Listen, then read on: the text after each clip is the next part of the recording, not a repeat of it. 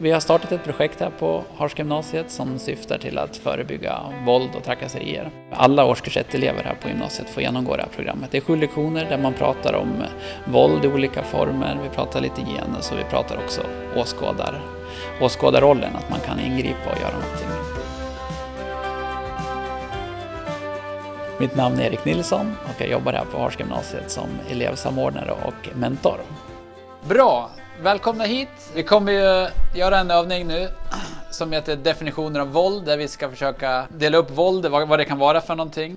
Och uppgiften går upp på att ni ska bara komma på så många olika, vad det nu kan vara, liksom fysiskt våld, ja det kan vara en smäll, kan det vara någonting annat. Skriver det på post-it-lappar, sen kommer ni få komma upp på tavlan, sätta upp dem utifrån en skala från lindrigt till grovt. Så det är det uppgiften ni ska göra nu.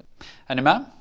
Ja. På en skola som Harska där det är mycket killar så kan det lätt bli en grabbig norm. Om någon har klippt sig då går man och slår dem i nacken så här och tycker att det är häftigt. Man kan putta in varandra i liksom skåpen, att det blir så här. Och det är inte okej att hålla på med det här sättet. Men på något sätt så har det normaliserats lite grann. Och då tänkte vi att det här är ett bra sätt att utmana det lite grann på ett strukturerat sätt.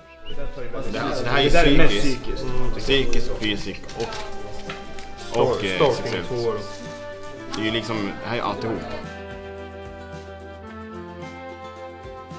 Ja, men som man är man, tänker jag i alla fall, att man uppfostras lite mer att man ska kunna ta lite stryk. Alltså man ska inte så här springa och skvallra om det händer någonting. Man ska liksom inte visa sig svag. Det tycker jag, där kan man verkligen se en koppling mellan det här liksom med våld och just manlighet så där, att det finns en sån norm.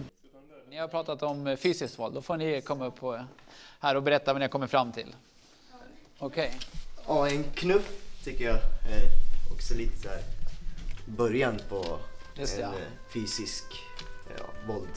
Och det brukar ju liksom oftast börja här, att man skojbråkar. Just det, sen kan går det över till sparkar och slag. Ja. Kan man få andra elever att säga, men hallå, vad fan, det där är ju skittuntigt, liksom, lägg av bara.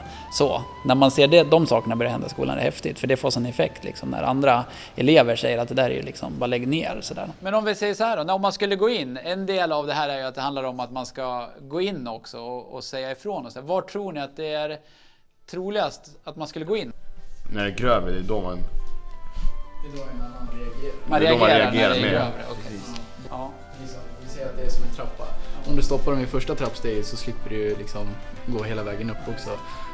Om man har många som genomgår ett sånt här program, eller att man i alla fall pratar om de här frågorna, att man i förlängningen kan påverka liksom samhället i stort. Liksom. Sänka trösklarna, aktivera åskådare liksom, och försöka jobba mot den här genusnormerna. Höjdpunkten, var det här? Ja, precis. En applåd.